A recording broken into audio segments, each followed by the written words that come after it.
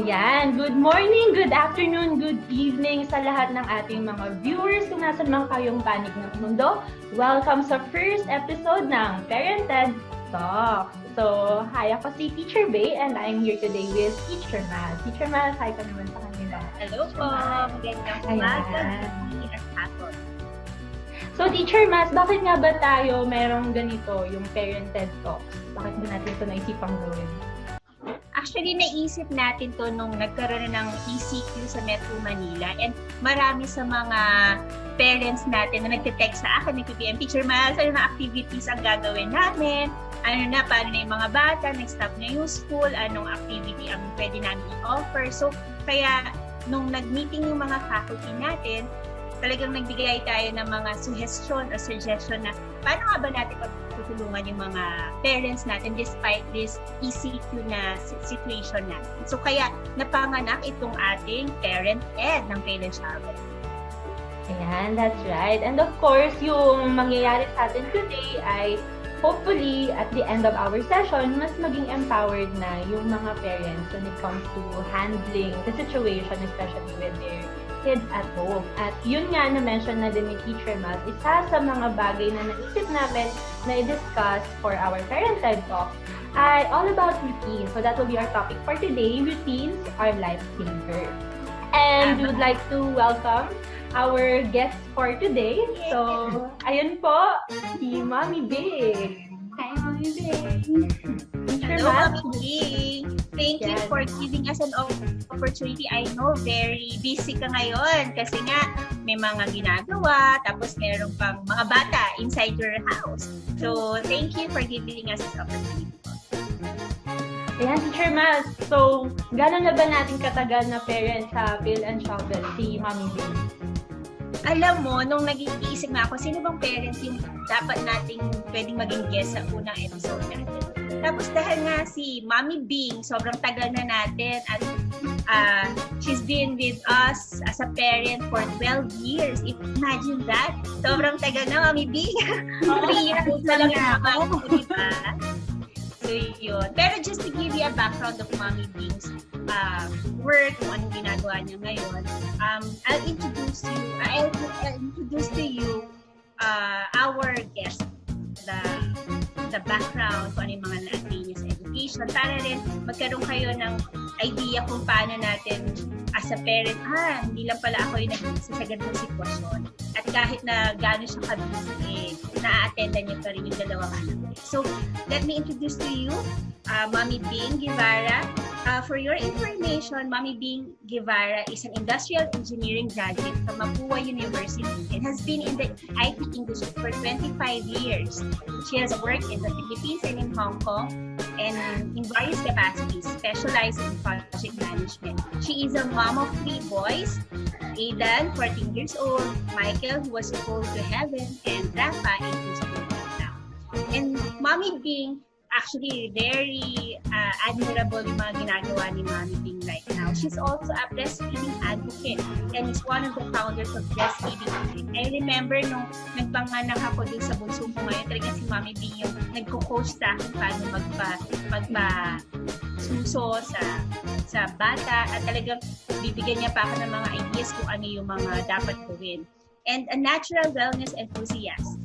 Mommy Bing spends her time running, scuba diving, and dabbling in photography and arts and crafts. So, di ba, ang sobrang busy niya. And despite that, ayan, sobrang gorgeous pa rin. Walang pangit. Thank you for having me here today. I'm really so excited when you asked me na, magkakaroon ng ParentEd Talk. Sabi ko, oh my gosh, anong topic? Kaya ko ba yan? So parang, sige lang, kaya natin yan. It's an honor, Mommy. Thanks, Thank you po, Mommy Bing. And of course, you also have here another guest. So, she's Teacher Jade Resurrection. Ayan naman. She's a licensed occupational therapist. She graduated from UP Manila wag nyo natin alamin kung anong year daw. But she's been practicing as an OT for 13 years now. She's been helping children and families for that long. So, kung wala man siya sa work, nasa church work din siya. So, with the children pa din po. So, her heart really goes to the children. So, makakasama natin siya sa ating magiging discussion today. And so, Teacher Miles, let's just give our viewers po ng konting overview kung ano ba yung mangyayari sa ating ParentEd Talk today. Right now, syempre, ang gusto nating malaman, despite the situation that we have right in ECQ, ano ba yung mga challenges na encounter ng mga magulang? Actually, yun yung na-mention ko, marami nag-text, marami naghihingi ng mga suggestions. Let us hear it firsthand from a parent na, yan, si Mami Bing. Mami Bing, kamusta ba ang bahay ngayon? Ay, nako! So, just a brief background ha. Kasi, as you mentioned kanina, I work in the IT industry. So, I used to have a full-time job in the office. Okay, so, pumapasok ako sa office and then I travel a lot. And, yung mga bata, wala kaming formal routine of that sort ha. Kasi what we have is a typical schedule lang. Like, in the morning, we'll all get up, tapos we'll prepare, tapos pag may school, papasok sila. Diba? Tapos pag uwi, ganyan lang, the typical. But,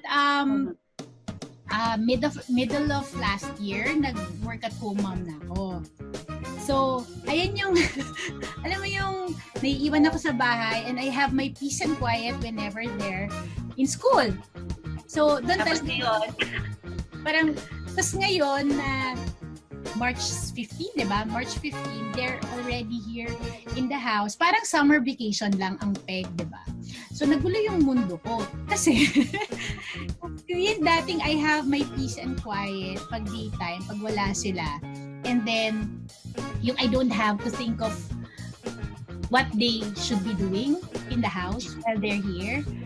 Nahihirapan ako kasi nandiyan yung times na I'm in my computer, may meetings ako, as in ganito rin, Zoom meeting, tapos maya-maya may lalapit na bata, Mommy, can you go to bed with me? oo. So, yun yung mga ganyan, yung maraming mga sort of distraction for me. But, tapos, ngayon, pag si Ethan is already 15, so he can already do his own thing. But I still ask him, what do you plan to do today? Diba? Tapos, kunyari the entire week, so naka-plot lang yung, Mommy's gonna go out for grocery kasi ako yung lumalabas. So, pag ganon, you need to tell me already what you need from the grocery if I'm going out. Tapos yung sa 24 hours namin, ang dami talagang disruption. Hindi ako nag-set ng specific things that the kids will do. Basta, parang ano lang siya, this time frame, dapat naka-breakfast ka na. Tapos playtime, puros playtime kami. Parang hindi ko ata kaya nun na parang I'm working and then I have to attend to whatever it is that I have to give him. Kasi nung first week na nawalan ng pasok, yun yung exam week, di ba? Yes. Yeah, that's exam week and I had to meron ding mga pinadala ng si Teacher Ali tsaka si Teacher Marose na mga worksheets. Parang ako, piprint ko to, gawin mo yan. Diba? Ipiprint ko siya, tapos, meron akong maliit na lamesa.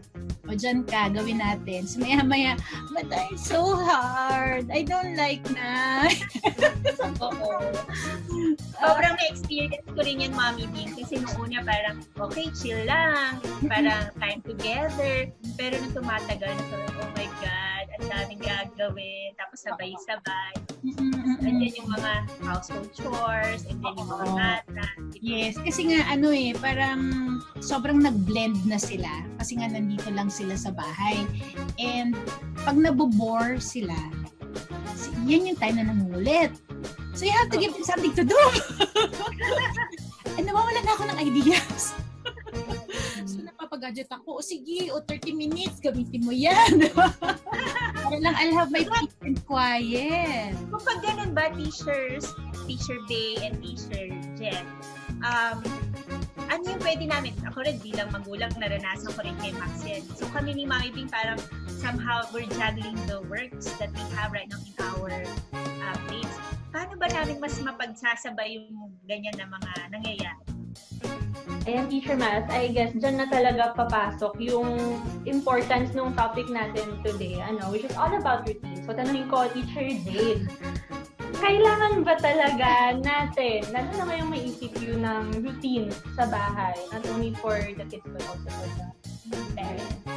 Ayan, before we discuss all about routine, so let's define it first. Ano ba yung routines, diba? Parang by definition, it's your regular series of activities you do given a period of time, sometimes in a particular manner pa. So it's really important because routines give predictability and structure. So wherever our performance context is, may it be in school, at work, or even at home, it's very important to have a routine. Okay, so it really provides a certain system, so you can have realistic expectations on what you should be doing at this given set of time.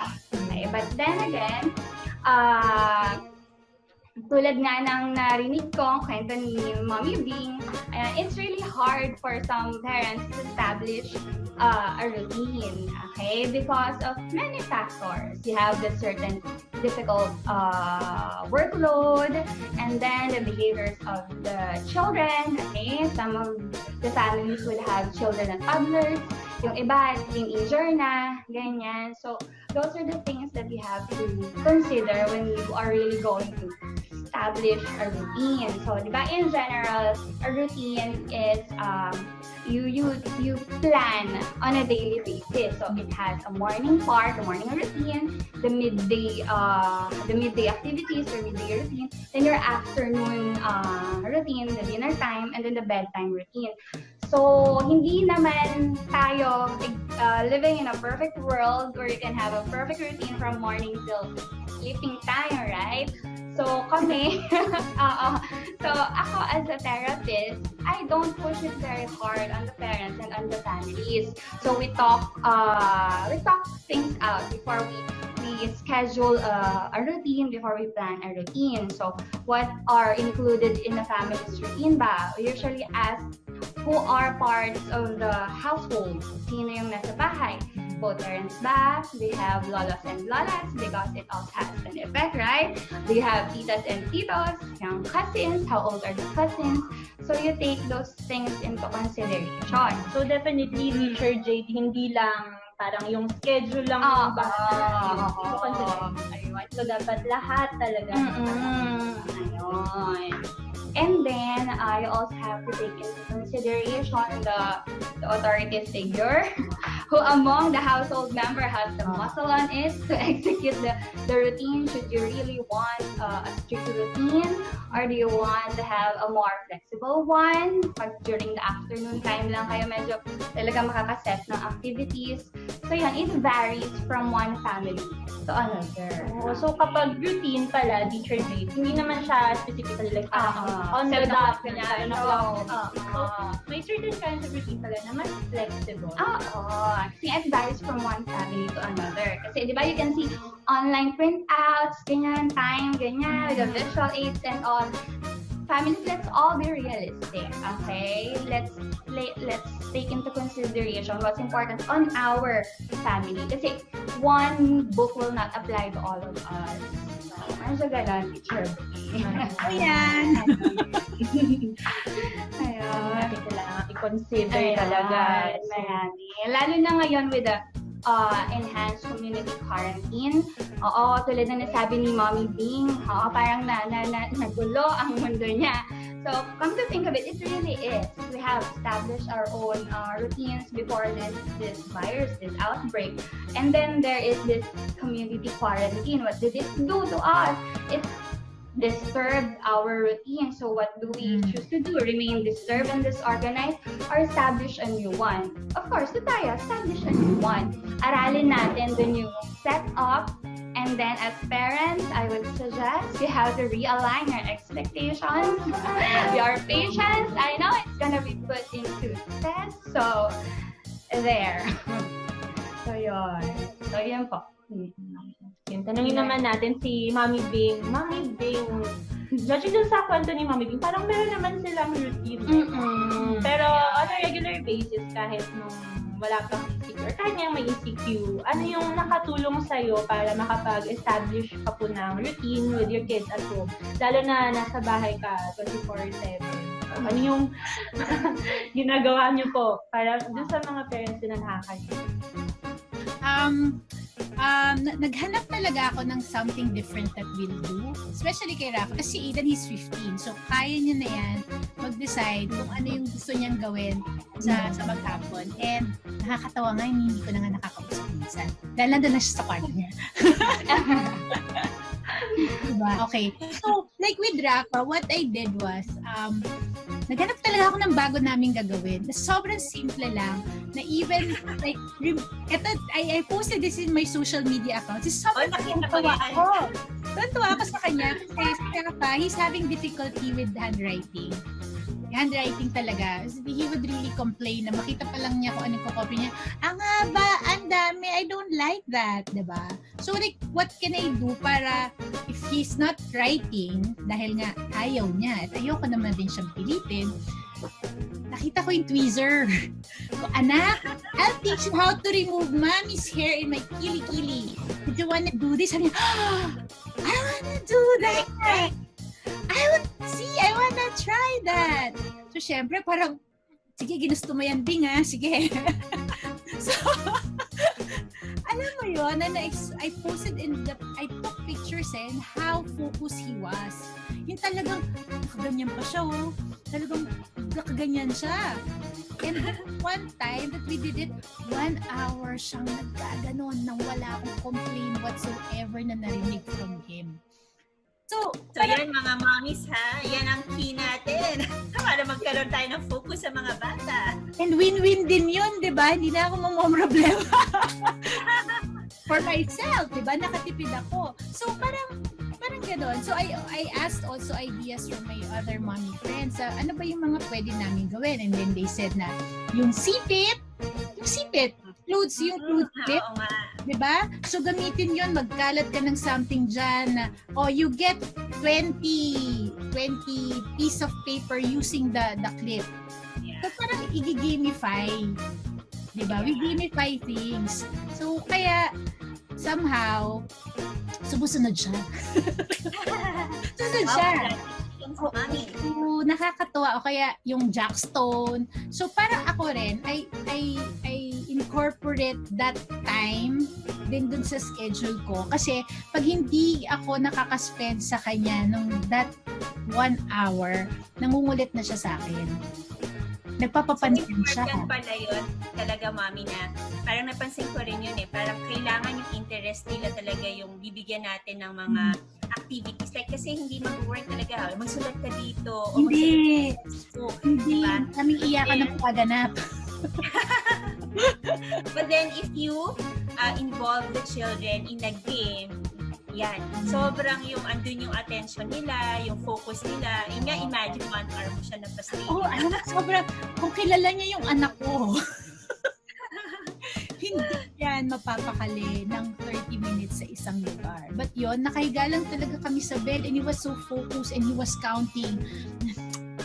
Mommy, I'm sorry, I got 2. I know it's ouchy, I'm sorry. Nagaganyan pa kaming dialogue. So, nakakatuwa. Tapos, after we do that, nagpapakwento ko sa kanya. Now, how many did you get? Parang, next time, what are we gonna do next time? Tomorrow, we will do the other side, Mami.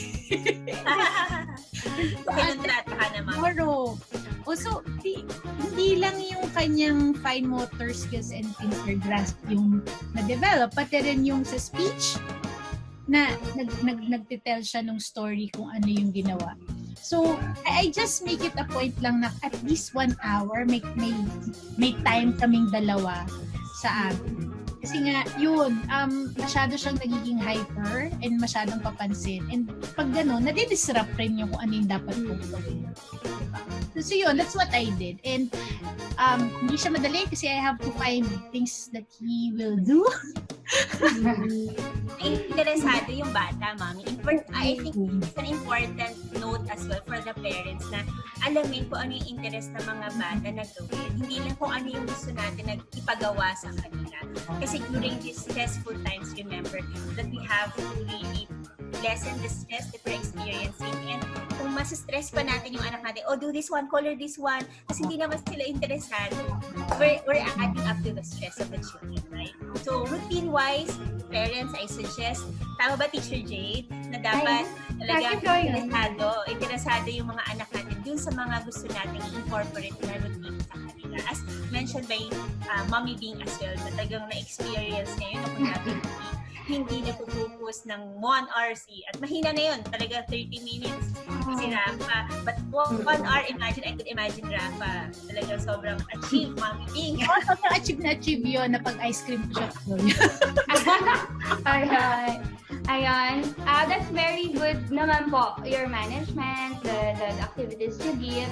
Just some more suggestions to other parents. If we are familiar with the sandwich method we use, the one, the positive, negative, positive kind.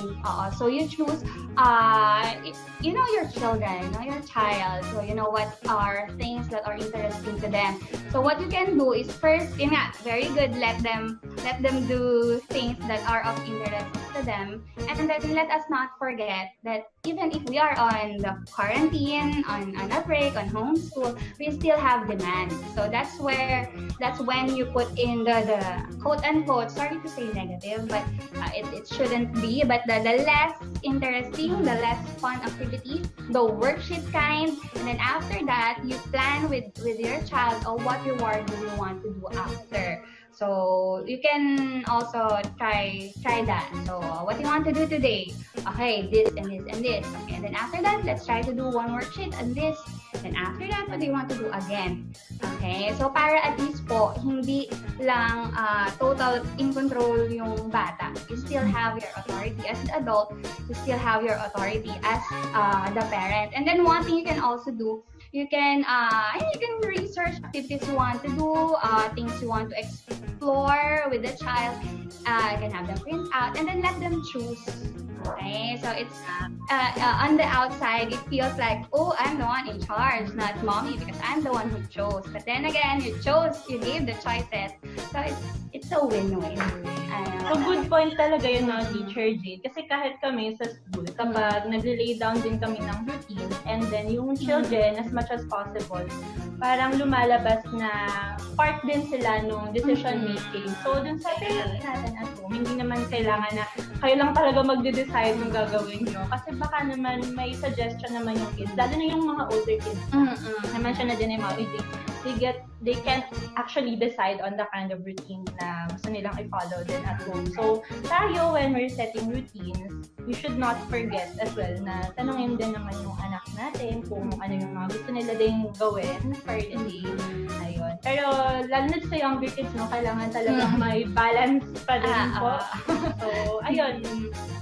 Yung pagbibigay ng choices, but at the same time, ikaw pa rin yung pumili. So, sa mamukhang sila yung may power, pero actually, like, we have something to do behind it. Ayun. Parang nabibigay kasi siya ng sense of ownership dun sa bata. So, hindi nagiging mahirap sa kanila na gawin yung isang bagay. Kasi parang inisip nila na, ako naman nakaisip na gawin to, so I have to do this. Parang sense of responsibility. And at the same time, they're learning how to make decisions. And then, Ayun. And the language part, Teacher Mas, that was very good. The telling stories. You can also do the feed-forward thinking kind. So, siguro gawin yung part of the bedtime routine.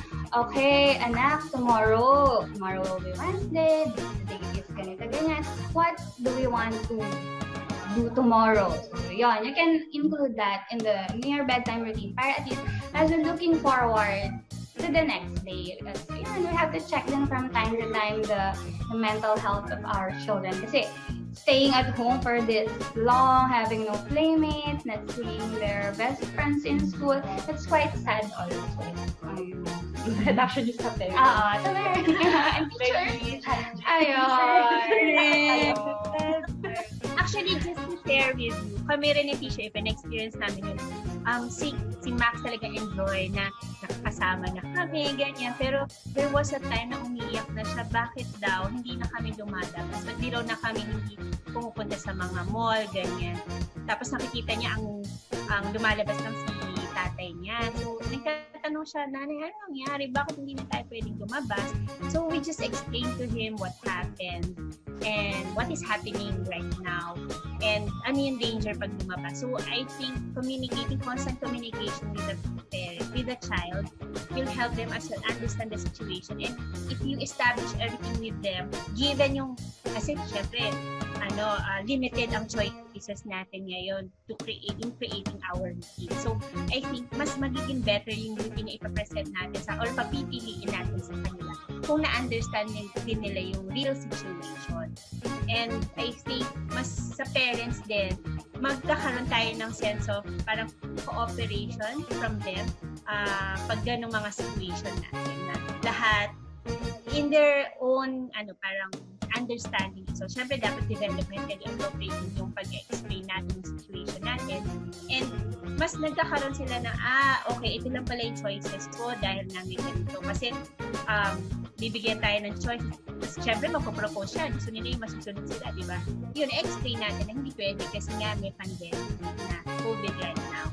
So, pag napapili na natin sila, I like the word na empower natin through our choices. Di ba? I think mas ma-understand and mas mapapasunod natin sila dun sa routine na gusto natin i-establish. Ikaw, Mami B, with that na parang na-experience mo ba na yun nung may mga things na pinapipili mo na sila? Ano yung naging changes nung siya na yung pinapipili mo na mga gusto niyang gawin? Mas gusto niya naman kasi talaga yun. Kasi nga, pag parang, we'll do, kunyari, yun ang sipit thing, di ba? So, siya talaga yung pinapapili ko. Tapos, meron kaming time. So, in the clock, di ba? Ganyan. So, we'll do it from 10 to 11. And then after playing, either you take a bath or we eat lunch na, ganyan. So, what do you want to do? So, tama yung sinabi niyo na dapat may options. Options to na in favor sa magulang. Na kaya panindigan. Diba? Kasi pag sinabi mo sa kanya yan, tapos biglang magbago yung isip mo na hindi na pwede, talagang pinaasa mo lang siya. Diba? So, dapat, like, pag nagbigay ako sa ganitong option, magkukomit ako doon. Pag sinabi kong ABC, kaya kong gawin yung ABC talaga. Diba? Kasi pag pinali niya yung C, tapos sabihin ko, I can't do that right now because I don't have the materials. Huwag ganun. Kasi madidisabi ng bata. So, pag option ABC ka, yung materials mo dapat naka-prepare na pag pinili niya yung B, you can easily get the materials from B, and then, okay, let's do this for 1 hour, we'll play, ganyan. Because mommy has a meeting after like 11:30, so ganyan. But if he doesn't wanna do it na, even before that 1 hour, okay lang ako. Sige, what else do you want to do? So, meron ka ng ready ka na to give him other things to do. Pero pag wala na talaga, ay anak, it's 2 o'clock, it's nap time. Ay, ang hirap talaga sa pag-establish ng routine life. So, actually po, I'd like to open with you guys as well. Yung naging question ng isang parent natin, si Daddy Louie Bernardo sa Village Travel Capitolio. So, sabi niya, how do we create a routine if both parents are working from home full-time? How do we create a consistent structure when the work schedule is dynamic? Paano nga ba yun? Ako, both parents are working. Ayan. So, ayun po. Sige, both parents are working full-time at home. So, first and foremost, two parents should talk, okay? They should discuss it among themselves what kind of of routine they would want to establish. Do they want a strict full day routine? Do they want just the morning routine? Ayun. So they have to take into consideration then who between the two parents have more flexibility, kahit pa sabihin natin busy, pareho at home, who wakes up at this time and can take charge of the morning routine, who can have a free time at around before lunch so they can get the kids ready. So it's all about, it's gonna boil down to both parents, how they are going to work with the setting that they have. But first, yun nga, take into consideration the schedule of work nila, the workload, the flexibility that they can insert. Kasi I don't really think naman na buong araw yung sobrang busy eh. There will be hours that are less toxic. Okay, so na they can have time with the kids, ganyan. So yun lang, it's a matter of adjusting kung anong gusto nilang ma-execute for the day, and then they have to take into consideration na ilang taon na ba yung mga anak. Kasi kung toddlers pa, it's gonna be more challenging for them because there will be the misbehaving. Some are there, the attention-seeking part.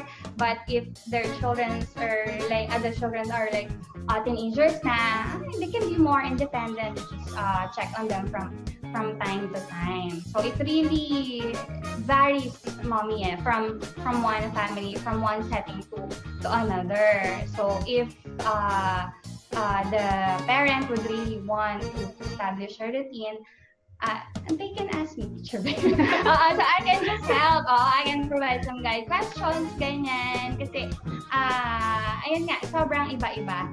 Tapos, I don't know if in the household, kung meron bang yaya. Kasi factor din yun eh. Kung may lola, ganyan, or other elder siblings who can also take charge, not just the parents. So, medyo ganun po. And if the work is dynamic, the schedule is changing from time to time, how frequent is the change? Every 3 days ba? Every week ba? Every day ba? Ganon. Katakot naman, di ba? So, ayun. And then we have to analyze kung yung change sa work schedule ba is affecting the routine by how much. Will it affect this much? If it will affect this much, they have to establish a new one. But if not, if they can just make a minimal adjustment, minimal modification, then that will do. Kung may na-establish na routine before. Okay? So that's the thing with routine eh. You really have to put a muscle on it. You really have to, you set realistic goals. Realistic tayo. Kasi it's gonna put on pressure on both the adult and the child if you don't set realistic goals. So tulad ng sabi ko, a routine doesn't necessarily have to be from 6 a.m., 9 a.m., on the dot, ganyan. You can choose. You can choose kung ano lang yung kaya mong, as a parent, kung ano lang yung kaya mong ma-execute para medyo harmonious pa rin kayo sa bahay. Okay? Remember, we're gonna be staying here until May 15, right? So, matagal-tagal pa. So, hindi sana maubusan the parent and the child. So, yan. Just to share lang din na Teacher Jade. Kasi kahit kami sa school, syempre may mga times din na na-experience namin na yung may mga dynamic changes pagdating sa schedule. So what really helps us manage it sa classroom ay yung having certain visuals. So, i-explain namin sa children na ganito yung mangyayari, there will be a change in our routine. Pero at the same time, guided pa din sila all throughout the day kasi bibigyan namin sila ng visuals. Kasi nagbibigay sa kanila ng security. At the same time, nare-remind din sila na ganito yung mangyayari all throughout the day. Even if there are changes, I would still know how to react. So, ayun, very helpful din talaga yung visual. Hindi naman siya kailangan yung tipong laminated. You can actually make visuals with your children as a form of art activity. And very helpful siya sa aming teachers kasi in a way, kasi pag sanay na yung children at alam nila kung ano nasa visuals, kung sakaling nakakalimutan namin, sila talaga yung nag-remind. And it helps with the consistency. Gusto ko yung tip na yan. Gusto ko yan. Opo, Pero ma'am. nalagay ko lang doon, parang Rafa and Mommy time. For That there. Diba? Parang Opo. anticipate rin niya na, uy, at 10 a.m., like, it's gonna be my time with Mommy. Diba? Yeah, oo. Maganda yung nakakapag-anticipate.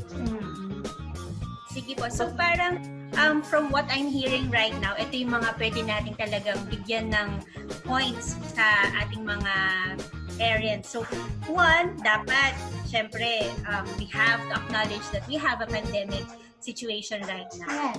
And we have to really adjust yung flexibility natin as parents, as a household members. Dapat talagang sobrang intact yan at naiintindihan ng bawat isa. And also with the kailangan alamin natin kung sino-sino yung mga factors inside the house na makaka-apekto lalo na sa mga bata. And remember, dapat hindi tayo stressed. Parang hindi rin stress ang mga bata. And then, we have to offer interesting activities for the children. Hindi yung gusto lang nating mga parents dapat ang masusunod. Yeah. And nga, pwede nating alamin yung mga activities na yon by having conversation. Gusto ko yung yung mommy and Rafa time. Gusto ko yan. So, during those times na ginagawa natin yun, I think mas malalaman at mas makikilala natin yung mga anak natin. And yung nasabi ni Teacher Blay kanina, have visuals. Ang mga bata po kasi, I think, minsan nakakalimutan natin na, syempre, pag nag-work natin, work mode natin, ganyan, tapos bigay lang tayo ng instruction. Pero remember, parents, hindi natin sila workmates, hindi natin sila mga employees. So, kailangan we keep them as our children.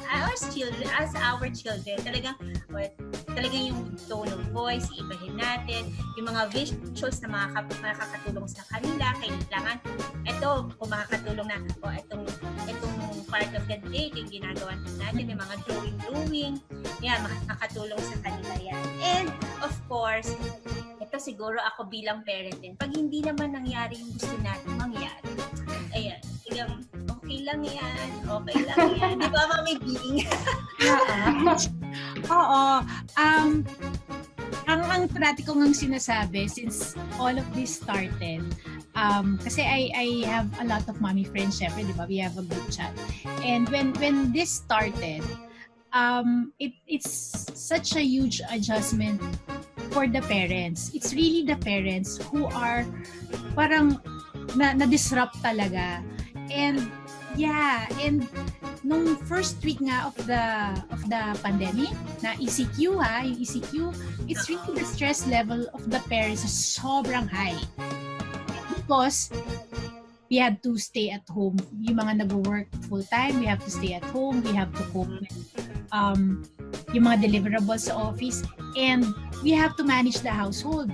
And more importantly, we have to manage our children. We have to give things for them to do, di ba? So, ang taas ng stress level ng mga magulang. That's why I always just say na chill lang. Di ba? Expect that there are things that won't happen based on how you want it. Don't be too hard on yourself. Di ba? There's always tomorrow. You can bawi tomorrow.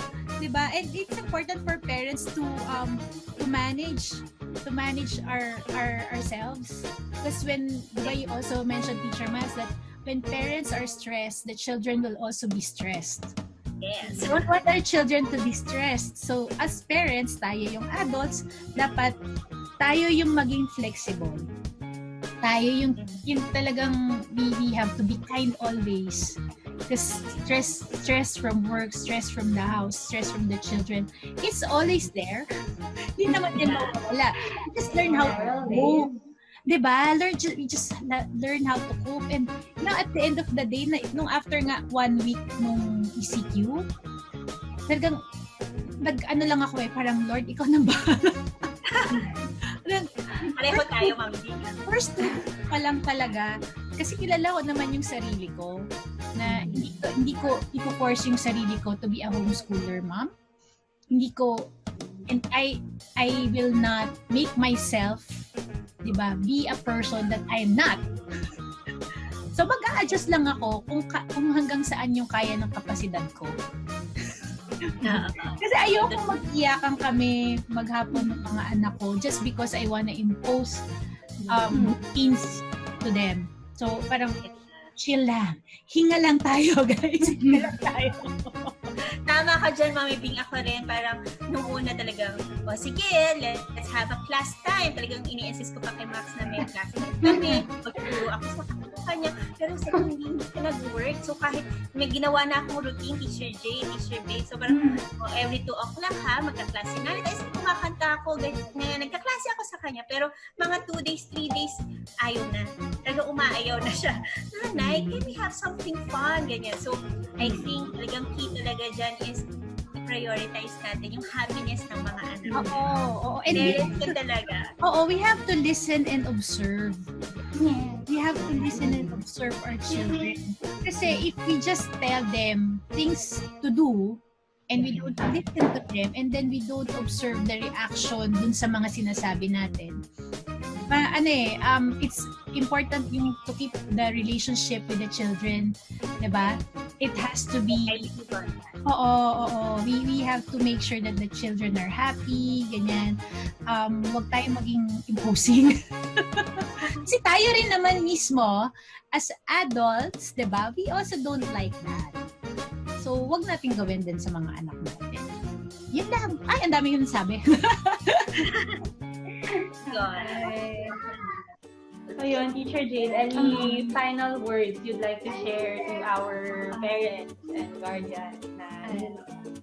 Ano ba? In general, parents and the caregivers out there, we are in this together, okay? And this too shall pass. So while we are here, or we are on quarantine, and very good po yung mga points ni Mami B and the Teacher Miles. We can't really push too hard on our children and on ourselves. So let's just take it one day at a time. Rejoice for all the things that you get to accomplish during the day, and for those things that you didn't, we'll always have tomorrow. And yun nga, matatapos din natin to. And sana, at the end of this, ayun, love pa rin the parent-child relationship. Hindi siya na-strain dahil nag-quarantine tayo at home. Okay? Hindi maubos yung love, hindi maubos yung patience. So, kailangan, just, let's regulate ourselves, let's set realistic expectations to our children and to ourselves. It's a really good point na, Teacher Jade, na whenever we set routines talaga, we have to be kind, not only to the kids, but also to ourselves. Kasi lahat naman tayo. Sobrang adjusting. Ayun talaga. That's really the ano po. Ayun. Si Mami Bing naman, any last word, Mami Bing, for your co-parents? Chill lang tayo, parents. That's what I always say. Let's just be chill, and just at the end of the day, we want a happy household. Diba? So, let's not be too hard on ourselves. Kasi this change is difficult, I'm sure, for everybody. I'm not saying na okay lang ako, ganyan, na happy ako. Hindi. But it's really on how we choose to cope with the situation. Either you'll sulk into, you'll be upset, ganyan, or you choose to, okay, sige, okay, mag-isip tayo ng ibang paraan, ganyan, or if you wanna play with your child the entire day, just do it, diba? Parang, but if you set that routine, do it rin, and just be flexible enough to accept that sometimes what you plan won't happen. Get chill lang. Hinga lang tayong lahat, parents, ha? Hinga tayo. Okay. Ako rin, ganun din. I love the points that you gave, Teacher Jade, and Mami, na chill lang, talagang maging flexible. So, sa akin naman, siguro yun nga, let's have this moment na, di ba, after a year, ma-remember ng mga bata, during ECQ, this was the best time with my mom or with my dad, nanay or tatay. Kasi nagawa namin mag-bond, nagawa na, si nanay nakapaglaro sa akin. So, let those memories be like that. Hindi yung, nung ECQ pa sila ganito, pinagawa, pinasulat ko na pinasulat. It's true. Nood ako nanood na maraming video ko sa So let this ECQ be a moment of bonding among the household members. Kaya tama si Mami, sobrang stressful itong event. But then, we're all in this together, malalampasan natin ito sama-sama. And kung may mga hindi naaayon sa talagang gusto nating plan, yun, be forgiving as well. Talagang, okay lang yan, Miles, okay lang yan, Mommy Bing, okay lang yan. And then, we have tomorrow. Na talagang, tomorrow and then it's involved again the children. And yung mga bawat opportunity na meron tayo with the children, let those opportunities be a learning environment and learning opportunity for them as well. Tama si Mami B, maraming mga pwedeng incorporate ng mga lessons kahit mga usual na or funny activities sa kanila. Diba? Minsan yan, pagtatanim, pagsuswimming, pagtakbo. Marami tayong pwedeng gawin with the children na hindi kailangan umupo at magsulat na. So, we have many options. There, Teacher Day. And so, ang dami ko din naging takeaway dito sa session na to. Salamat po sa sobrang informative and nakaka-enjoy naman talagang kwentuhan with Mami Bing, Teacher Jay, Teacher Mal. Ayun, sana dun sa mga nanonood sa atin ngayon, I hope that you've learned a lot from this. At sana sa mga susunod naming ParentEd Talk ay makasama pa din namin. So, abangan nyo po pala ang next episode namin about behavior din. So, para mas maintindihan natin yung pag-support natin sa mga bata. And susunod yan, malapit na, Teacher Day, right? So, ayan, as my last word lang po, as a Parent Child representative po, kami po dito sa Parent Child Integrated School will support, we will always support in whatever journey that we're having right now. Andito lang po kami para sa inyo, para sa mga bata, para sa mga pamilya, at sa ating komunidad. And if you have any suggestions na maging topic natin, please send me a message para po mapag-aralan at makakuha tayo ng mga speakers like Mommy Bing and Teacher Jay. So again, thank you Mommy Bing, Teacher Jay. Thank you very much for your time po. And yeah, let's keep on connecting, relating, and loving. So this has been Teacher Miles. And Teacher Bay! Mami Bing po! And Teacher Jade. And this has been the first episode of ParentEd Talk. Thank you po! Thank you po. See you Thank you so next time. much. Bye-bye!